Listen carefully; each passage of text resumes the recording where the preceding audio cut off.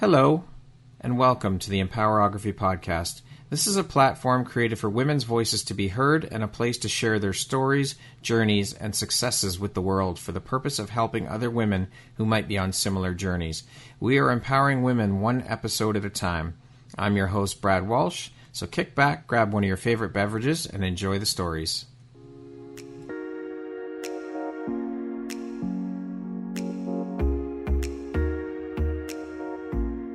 The world needs to hear your message and your story, so don't deny the world of that gift within you that the universe has given you. Someone out there needs to hear your story because it will support them in feeling hope, inspired, and even transformed. Do you want to discover how I help get my clients out of their own way, show up, and confidently share their message? I would love to extend an invitation to you to join me in my free masterclass, Start Your Own Podcast from Idea to Implementation, on Wednesday, April 5th at 1 p.m. Eastern.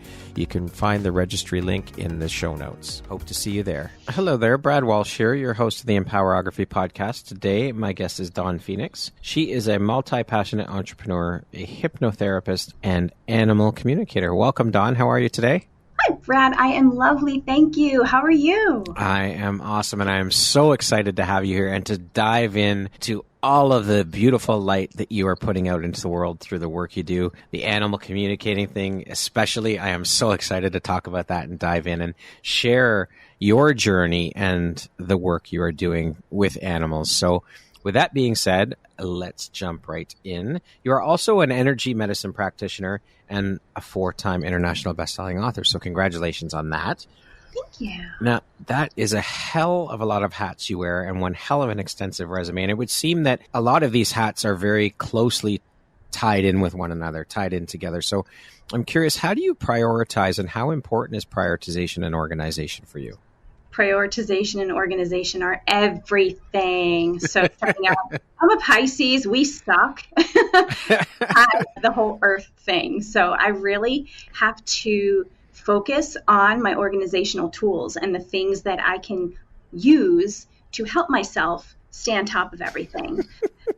Yeah, so focus is definitely one of my best tools because I can be, I want to do this. I want to do that. I want to go here. I want to go there. I want to do all of it. And one of the most important things that I have learned this year is, yes, you can do all of it, but not right in this moment. Just Very important to remember that. Yeah, so I have to prioritize the most urgent, important thing at that time. I love it. Now, Dawn, wearing multiple hats and being a multi-passionate entrepreneur, I'd love to know what your morning routine looks like. It's pretty simple. I need a slow start to my day. I have to ease into it, so I'm not one of these people who jumps out of bed and gets to work. Right. So I'll wake up and then I'll either exercise, maybe do yoga, nothing crazy. I can't do hard, strenuous stuff. And then meditate, and then I'll shower and have breakfast. And if it's not like a meeting I'm having at that time, I usually just jump into whatever I'm working on, creating whatever, building whatever, writing my newsletter. That's pretty much it. If I don't have a whole lot planned for the day, if my boyfriend happens to be up at the time I am, we'll have breakfast together, and that'll be cool to hang out, and then I'll jump into work. He works nights, so his days are different than mine. Yeah. Okay. What were you doing for a living before you made the jump into entrepreneurship, and what inspired that leap into becoming an entrepreneur?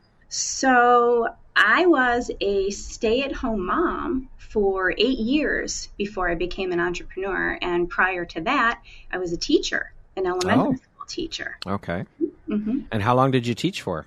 I only taught for 1 year. Oh, okay. And I suffered from burnout that actually had me bridging the brink of depression and suicide. Get hit by a Mack truck on the way into work because being in the hospital or anything was better than where I was. Holy shit. Was that just from workload and not prioritizing yourself and all of the things? Yeah, it was. Our administration was horrible. They ended up building a case against the principal that year with those of us teaching, and they fired her at the end of the year. But that was hell for me. I was a first-year teacher, and I'm not kidding you. I was working 80 hours a week. Holy shit. I would go to fall asleep after dinner on the couch. My husband would literally carry me to bed, and I would be in bed, and I'd be up at 4:30 in the morning and out the door at 6, and the kids would come in for breakfast. It was a Title I school, so 85% of the kids were at or below the poverty line. So they were in the room for breakfast. So I had them there at breakfast and all day. Wow. That's a lot of stress. I cannot even tell you. So I cannot even thank my son enough. I found out January of that year I was pregnant with him. And it saved my life because I had something Literally. for. Yes, literally. I had something to live for because my husband and I decided that I would be the stay-at-home mom. He was military, so obviously he couldn't be the one to stay home. Yeah. And he had his mother stay home with him, and we thought it would be great for the first couple years. And me knowing about the whole parents as the first teachers concept and having a clue about how to handle a young child education was the good match for that. I knew if I could just make it until the end of the school year, I didn't have to worry about that again. I'm never going back. I didn't. And, it's actually an issue right now around here, even in Ohio. They're going to a 4-day school year. Holy shit. Week in one of the towns here because of teacher burnout. Wow, it's that prevalent. They're trying to keep their population, their dwindling teacher population, where it is because nobody's getting into the profession. Everybody's leaving it. So yeah, burnout was definitely what did it for me. And so I enjoyed the quote luxurious life, the stay-at-home mom, which I have called the domestic goddess. Thank you very much. I love it. We do it all. Yeah, that's right. And then after I had a little thing called the spiritual awakening, which I'm sure we'll talk about. Yes. That's when I became an entrepreneur. Right after that. What drives, motivates, and inspires you to keep going and excelling at all that you do, Dawn? My need to be of service. If I'm not doing something that's of service to people, I'm not happy unless it's a time that I allow myself some rest, which occasionally I do. So whether it's people or the more than humans on the planet, whoever it is, I need to be of service. Love it. Period. Now, this, of course, is a big part of why I wanted to have you on the podcast as a guest, which is to speak about the work you do as an animal communicator. And I had heard of people who can communicate with animals before, but never actually met someone who does it. So when you and I were introduced and connected at the beginning of this year through mutual friends as a result of one of my dogs, I was blown away. And so first off, I have to ask, what inspired your journey into or led you down this path of doing this work? And how did it all happen? Okay. I always say, for me, it's not a what, it's a who. And there's actually, there's two who's, and they're both dogs. Go figure. Okay. The path of an animal communicator. So the first was our dog, Sweetie. And we got her, my husband at the time and I, before we were even married in our early 20s, and she was super sick. 3 years old, a rescue.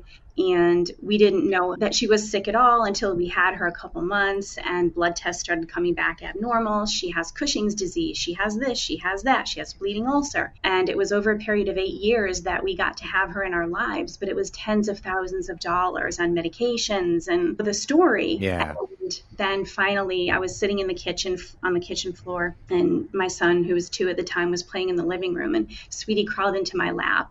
And her bladder had been failing. Everything had been failing at night. And she was just shutting down. And she crawled into my lap and she just howled in pain and agony. And I could just feel it washing over me. And I said, no more, baby girl, no more. And I told my husband, we got to do this tomorrow. We can't wait any longer. And he was really reluctant to let her go. But I said, we have to. We need to do this for her. We need to do right by her. So we spent the night cuddling with her and loving on her. And the next day we brought her to be euthanized and sent her home. And the whole time in the car on the way back, it was just, I felt she was with us, and it was just relief and joy and just utter bliss. And she was there that night in our room, and then in the morning she was gone. Like, her energy was still there, just letting us know, thank you. And this is what it really feels like.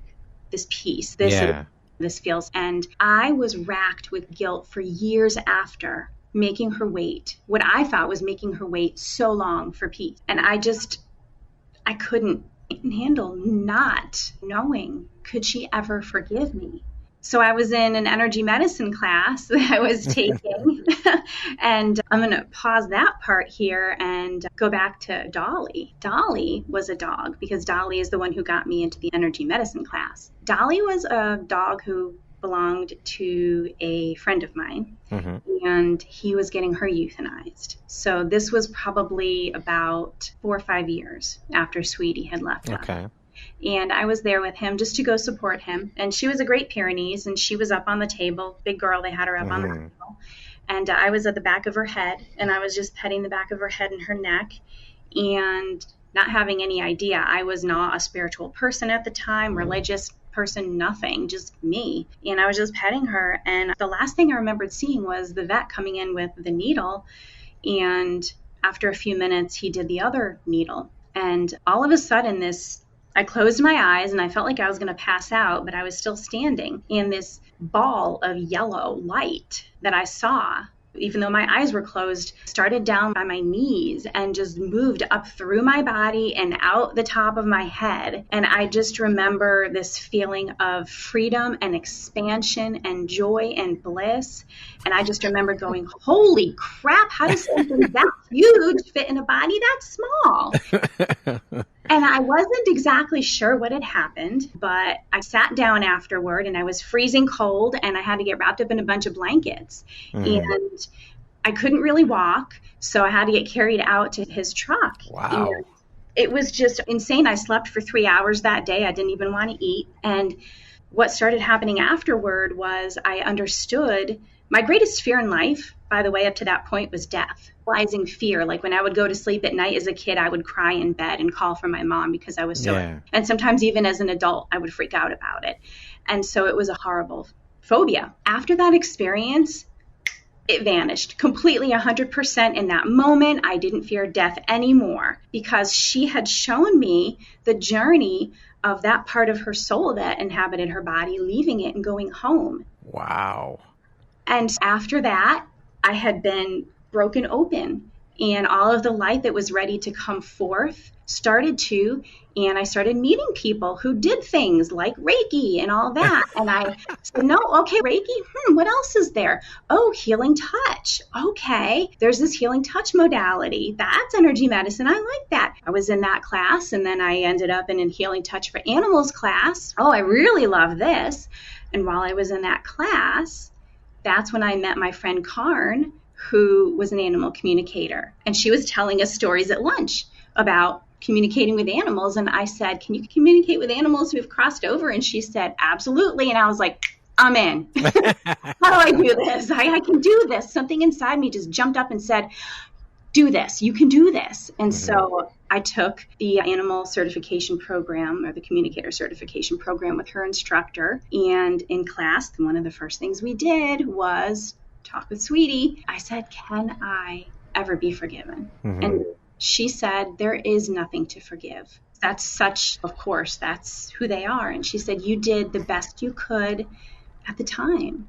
And that just set me free from those years of guilt that I had been piling onto myself. And I knew in that moment that I had to share this with everybody and anybody I possibly could, because I never wanted them to go through what I had gone. So thank you, Sweetie, and thank you, Dolly. That is absolutely beautiful.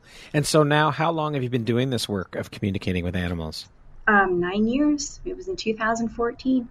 And so what do you say to skeptics or non-believers when you come across them, if anything at all? Oh, of course. That everybody's truth is true for them. We live in a multidimensional universe, and multiverses, and all truths are true. So I'm never going to tell someone that what I think or believe is true, because I don't want anyone doing that to me. Freedom is my middle name. They may need to have an experience. That's what happened with me. And a lot of times that's what happens. We need to have our own personal experience at the time that is right for us. And if we don't have any kinds of those experiences, then that's just not our path. So, for me, I just say live and let live. Just because someone doesn't believe in what I do doesn't make it any less real for me. Beautiful. And do you come across a lot of non-believers? Honestly, not lately, but maybe it's because of the people I've chosen to surround myself with. I was going to say.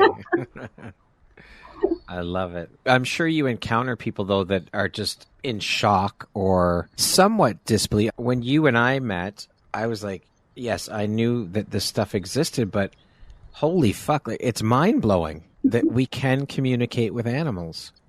It is. It absolutely is. And the thing is, it shouldn't be so mind-blowing because it's our birthright. Yeah. Now, I'm sure that This is something that is a burning question on a lot of people's minds listening to the episode. Is it possible for, or does everyone have the ability to be able to communicate with animals, or can anyone learn this skill set and become an animal communicator? We don't even have to learn it. When I teach it, I teach that we are restoring our ability that we forgot we had. It's never left us. We just forgot about it. There's a lot that we forgot when we were born into this lifetime, and that's one of our abilities. Everybody, every single person on the planet can do this. That is incredible. I love that. I know through multiple conversations with you that you teach this and you do offer courses around this. So can you share what some of your offers are, how it all works? Can you give us a brief rundown? Yeah, so the course I'm teaching right now is for beginners, people who are either new to the concept or don't have a whole lot of experience, practicing it. And it's my Intuitive Animal Communication Essentials course, and it's 6 weeks. We do it on Zoom. It's live. I don't do any of that recorded stuff right now. Okay. I record the sessions. Yeah. Each class is recorded, but I teach them live. Okay. And I lay out step-by-step procedures for people to connect with the animals in their life to reduce their physical, emotional, and mental issues.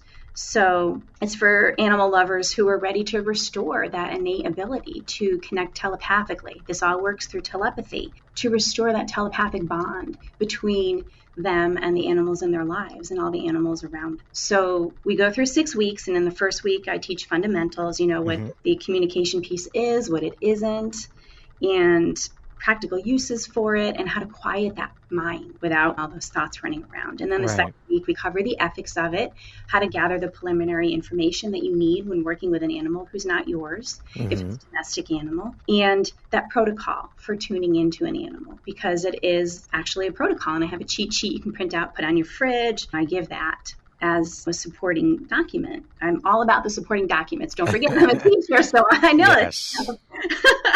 And it's how I like to learn too. And then in week 3, we discover your unique ways of sending and receiving information. And I have this beautiful guided journey, the Garden of the Five Senses, I call it. And I get to flex my hypnotherapy muscles there. I get to do that and walk them through this beautiful journey where they get to tap into other ways they can receive information. And then we actually connect with an animal for the first time. And my own dog, Manitou, has been our teacher. She's been our AT. She's not the TA, she's the AT, the animal teacher. So she has been helping with that, and it's been fabulous. So in week 4, we're actually putting it into practical use. This is what we'll do for the rest of the time. We connect with lost animals, and even if our animals aren't lost, what we do is, which they're not, but we know how to connect with them should they become lost. And one of the things that we do is create a reunion plan where if our animal gets separated from us, we create a plan with them for a place that they can meet with us, or a plan of action,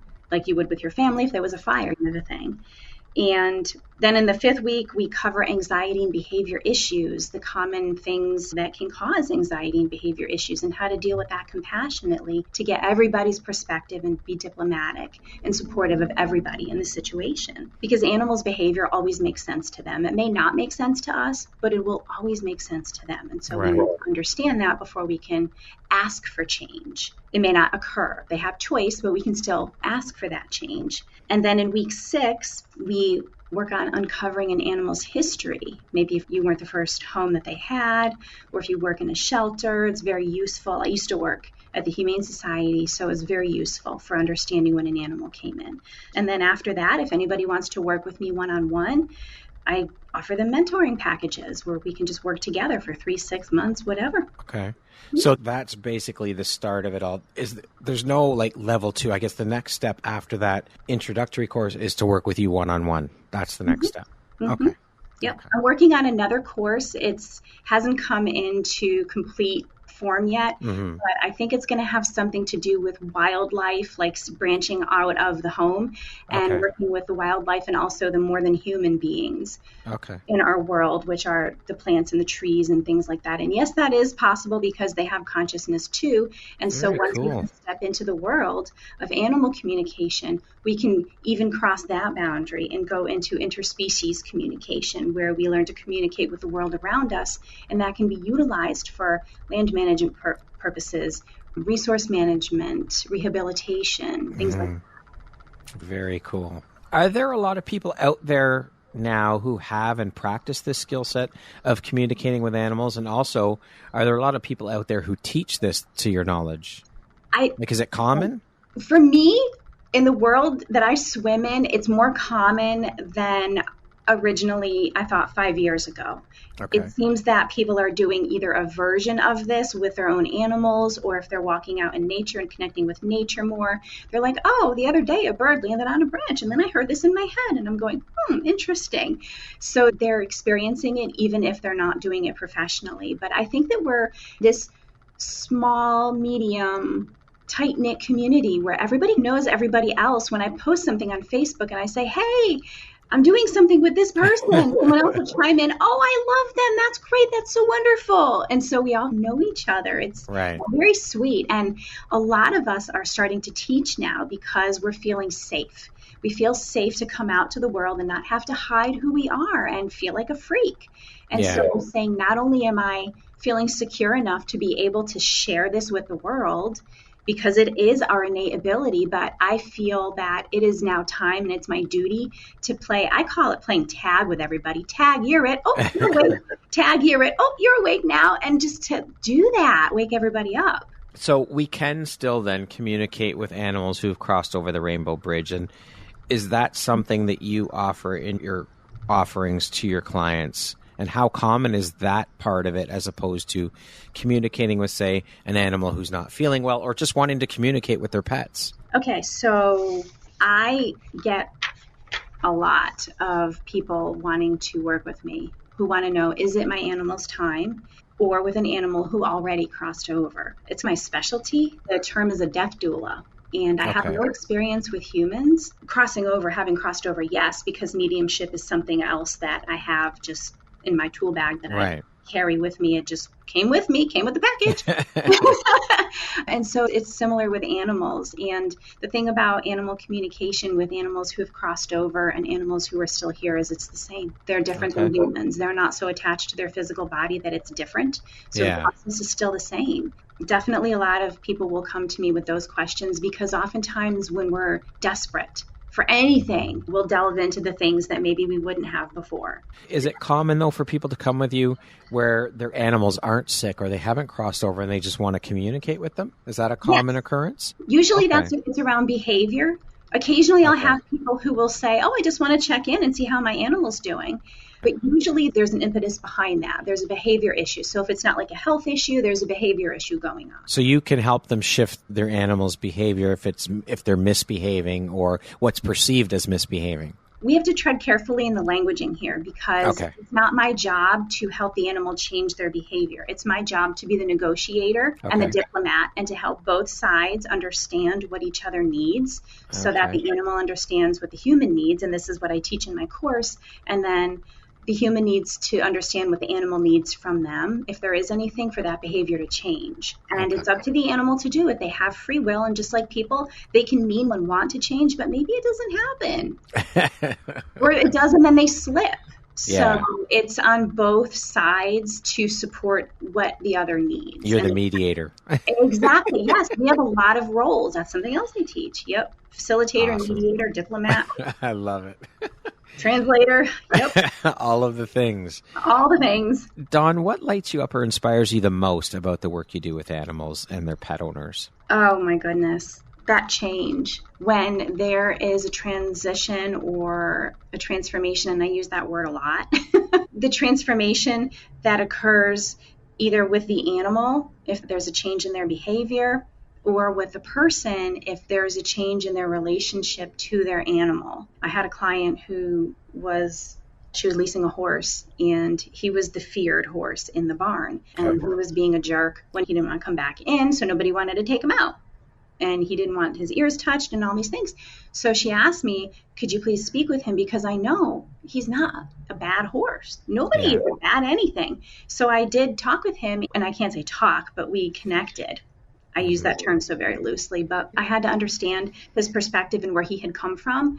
And he had been wounded for a year and was healing and was in a very enclosed small area while he was healing, and he felt like he lost a year of his life. So he didn't want to come back in from being outside. Right. He didn't want to be caught after. So when she understood this, she knew how to deal with it. And after a few weeks, he became the barn favorite. She keeps me in touch and sends pictures. Now he's jumping. She's show jumping him, and he came in champion and reserve champion in his first show with her. Incredible. And they're just such a team. And she's like, all I have to do is sit on the saddle and not mess up his rhythm. He's got it. He knows what he's doing. I'm like, he does. He's like, just sit there and I know what I'm doing. So to see that change happen, I cry. I get those texts, I get the videos, and I sit there and I cry because this is possible. This kind of change is possible. And it's so beautiful to see. That is beautiful and so powerful. Just incredible. Yes, you help. The biggest piece is helping the owners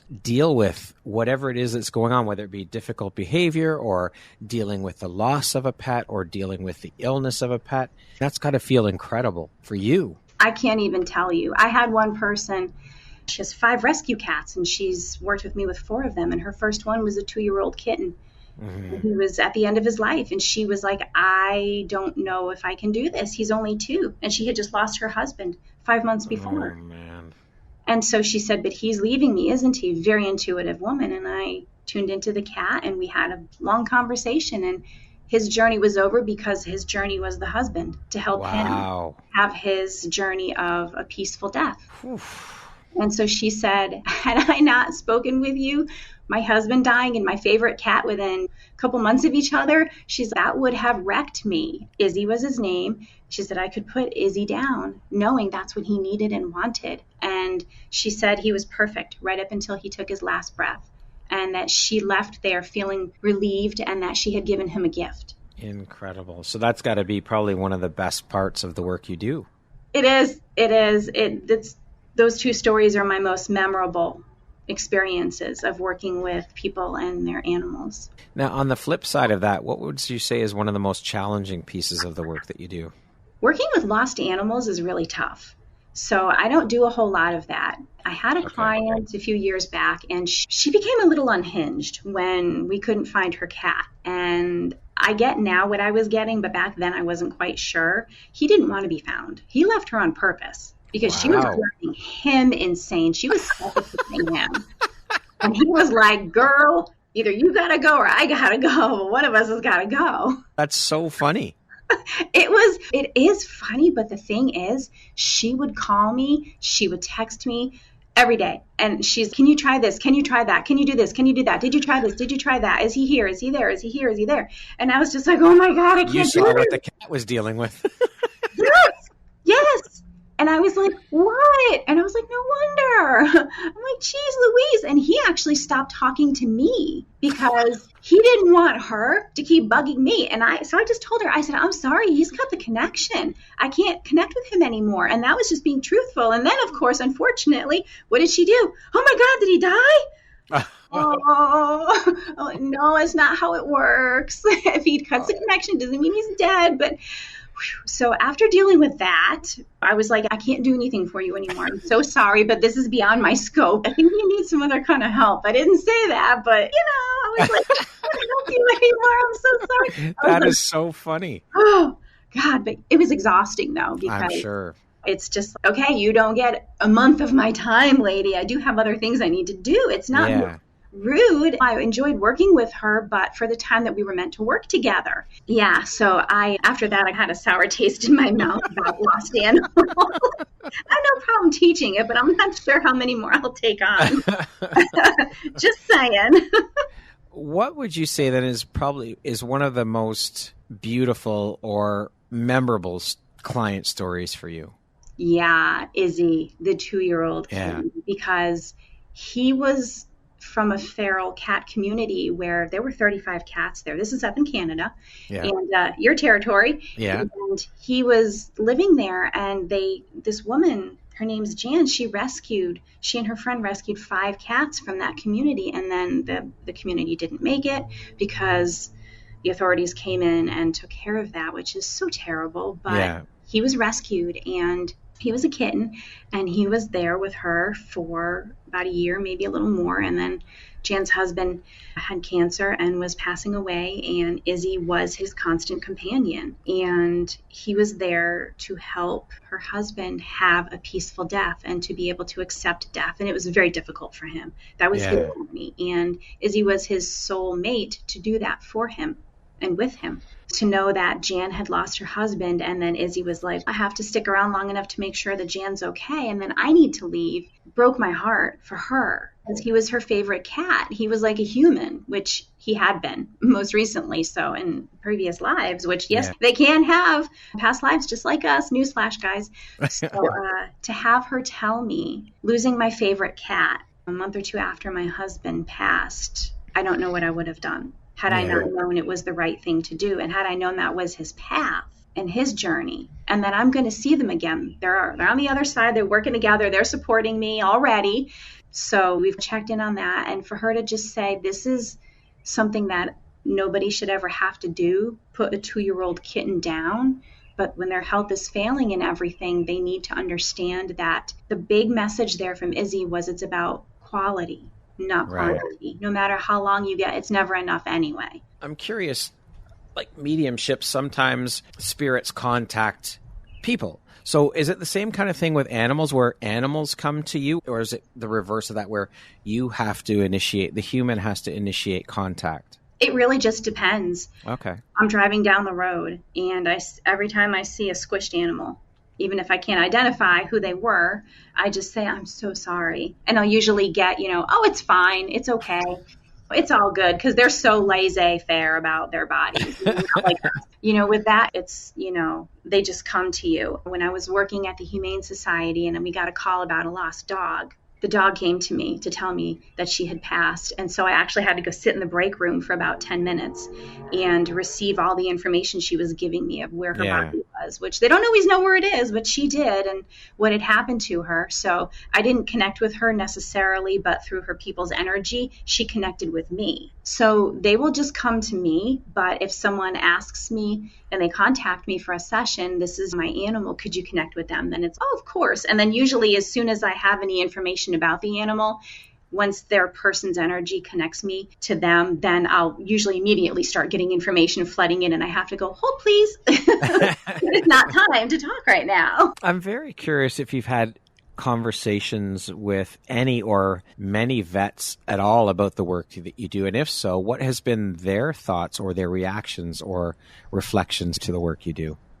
Yeah, so I actually have a friend who is a holistic veterinarian, and she uses animal communication in her practice. Okay. So that's super cool. And when I was living in Colorado Springs, soon after I had become an animal communicator, I got in touch with a holistic veterinarian practice in Colorado Springs itself. And I was going to go there and volunteer to just help out a couple hours a week and just see what I could get from the animals, what they needed to be supported. And they were completely open to it. So I think it just depends on the veterinarians, just who they are, they believe in. It's not about the training or anything, because they don't necessarily train for this unless it's the kind of holistic.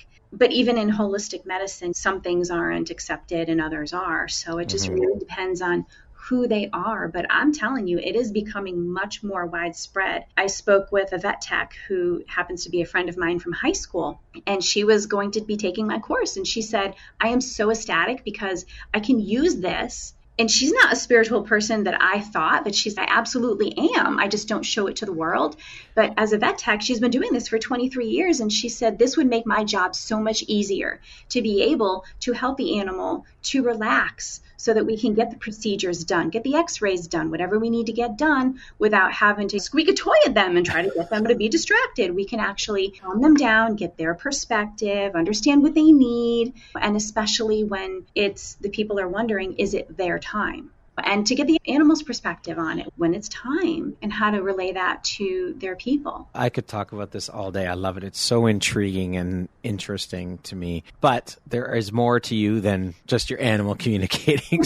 I'd love to speak a little bit about your works as an author. As I mentioned, you're a 4-time international bestselling author. Can you tell us a little bit about that and the books you have written or contributed to as an author? Yeah. So my first book came about as the result of a breakup. Okay. Which is really funny. I'm a person who will channel heartbreak into creativity. So it's my healthy outlet. Some people go take a bat to the car. I create something. So I was working at Wild Horse Adventure Tours up in Corolla, North Carolina, which is in the Outer Banks. And for those of you who don't know, it's basically a sandbar that sits in front of the coast of North Carolina. Fortunately, it's rapidly eroding right now. So the horses there live on the beach and they eat sea oats. And that's it. That's their life. People kept asking. I worked as a person who took reservations in the office, and people would come in all the time. Our guests would ask, where did the horses come from? And nobody really knew, because when I was interviewing, I said, where did they come from? Nobody knows. They said their DNA has Spanish Mustang in it, so they must have jumped or fallen off of Spanish galleons way back in the day and then swum to shore. But nobody really knows. I was going through this breakup, and I was going, nobody's asking about this. I'm going to ask them. I'm going to find out. Like, what's the real deal? And so I channeled their message. In animals who are in a herd, you will often speak to what's called an oversoul. And so their oversoul was Jocko, and he spoke with me. And he gave me their history and where they came from. And I put it into a children's book so that children could understand not even just where the horses came from, but their role as our future leaders for a sustainable future. And that was my first book, was The Star Horses of Corolla. Very cool.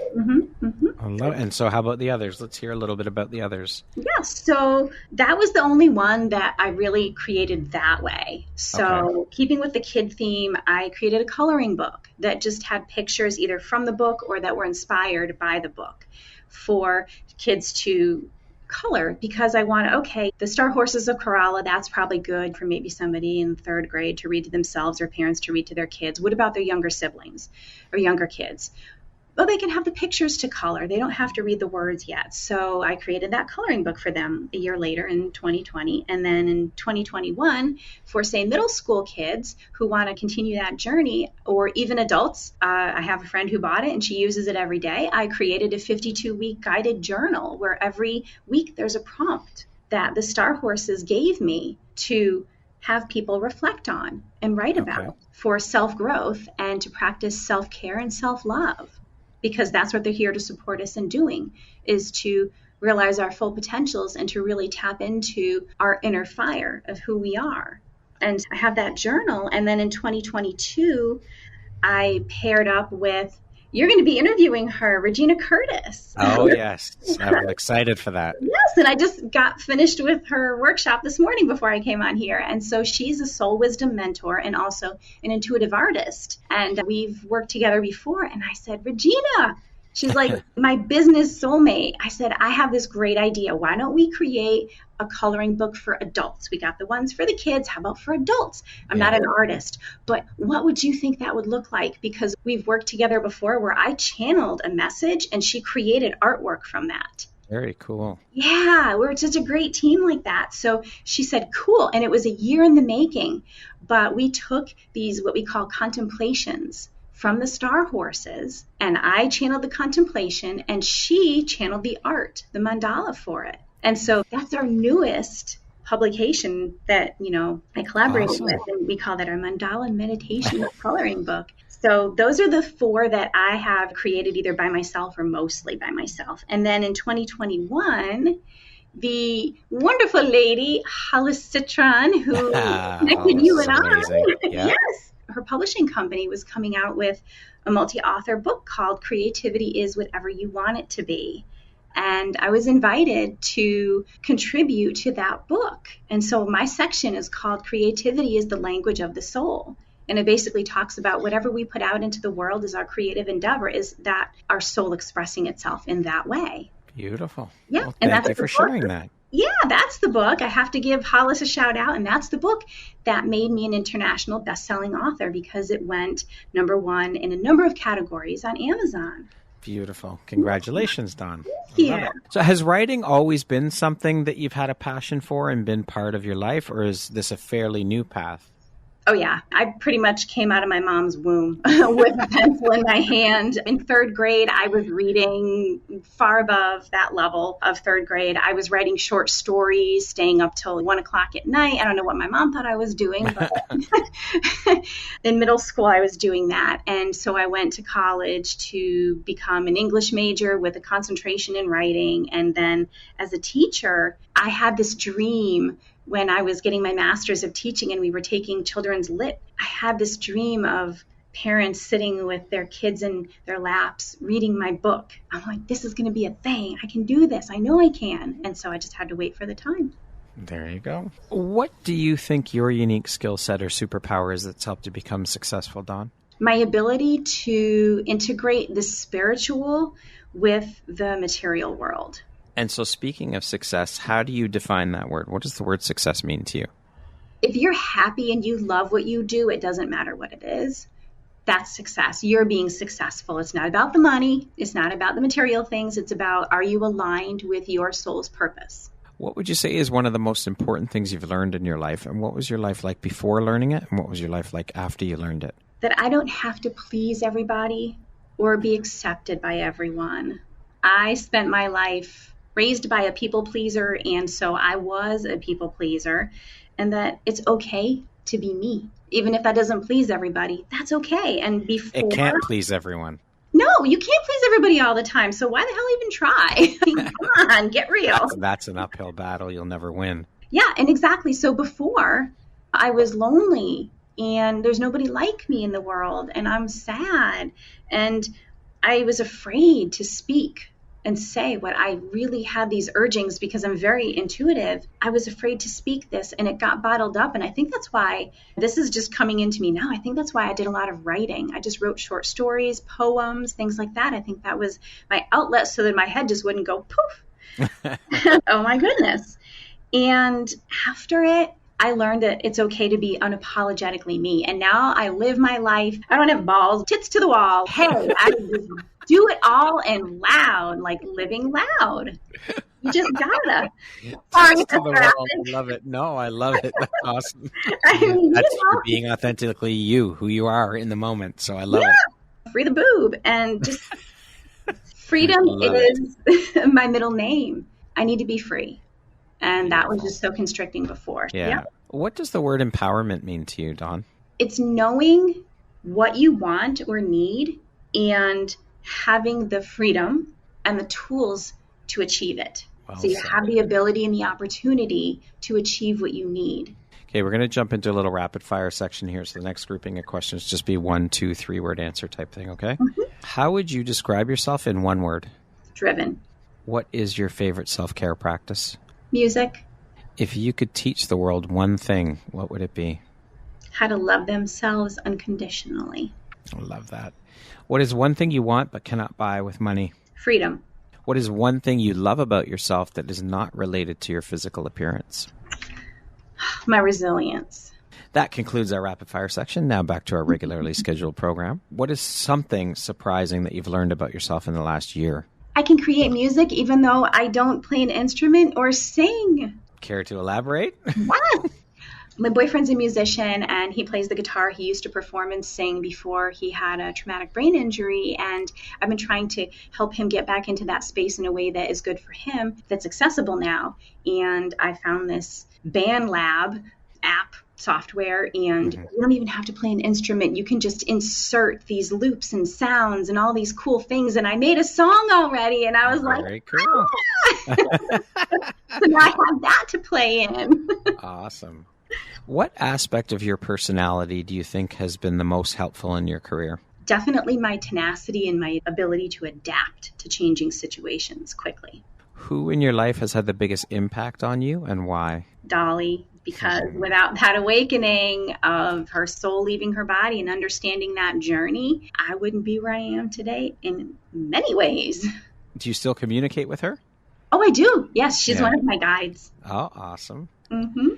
What is one lesson that your career has taught you that you think everybody should learn at some point in their life? Don't try to do what everybody else does. Do you. Because nobody can ever do what you do and be who you are, even if you offer something that everybody else does, if it's a business thing. or even if you think there's nothing special about you, whatever you do carries your signature, your energetic signature. And that's something nobody else has. Beautiful. I love that. What is your why, Dawn? That I'm driven to guide people to connect with their authentic selves and to trust the power that they hold within themselves. If you had the opportunity to sit down and have a 1-hour conversation with one woman, any woman in the world, who would it be and why? Can it be someone who's passed? Yep. Okay, Emily Dickinson. Okay. I was an English nerd, but I've always loved her poetry. It's always spoken to me, although I didn't always understand it. It just always really spoke to me. And I had an experience when we visited her house when I was in college, and I didn't want to leave it. I just wanted to sit in her bedroom, and I want to know, why, Emily, was I so drawn there? And also, what the heck does half of your poetry mean? Let's start. Explain it to me, please. I love it, but I don't understand it all. If you could go back, Dawn, and give your younger self one piece of advice, what would that piece of advice be? Have boundaries. Don't even just have better boundaries. Have freaking boundaries. And don't settle for less than what you bring to the table from anyone. That's powerful. Lastly, Dawn, if you were to deliver your last 30-second speech to the world, your corner of the world, your tribe, your people, what would that last 30 seconds sound like? What words of wisdom would you impart? Know yourself, because the greatest gift you can give to the world is to know who you are and what makes you tick, so that you can be the highest version of yourself. That is beautiful. Dawn, thank you so much for being here with me today and sharing about all of the beautiful light you put out into the world through all the work you do and your gifts that you have. It has been an absolute pleasure, as it always is whenever we talk, Dawn. I appreciate you so very much, and I'm truly grateful to Hollis for our connection. I'm grateful to you for our connection and our friendship. You're a beautiful soul. Keep shining your bright, beautiful light out into the world, and thank you for all that you do and all that you are. I appreciate you. Oh, thank you, Brad. I appreciate you so much, too. And please keep doing what you do. Yay! Thank you. Once again, my name is Brad Walsh, host of your Empowerography Podcast. Today, my guest has been Dawn Phoenix. She is a multi-passionate entrepreneur, a hypnotherapist, and an animal communicator. Thanks so much, Dawn. I hope you have an amazing rest of the day. Thanks. You too.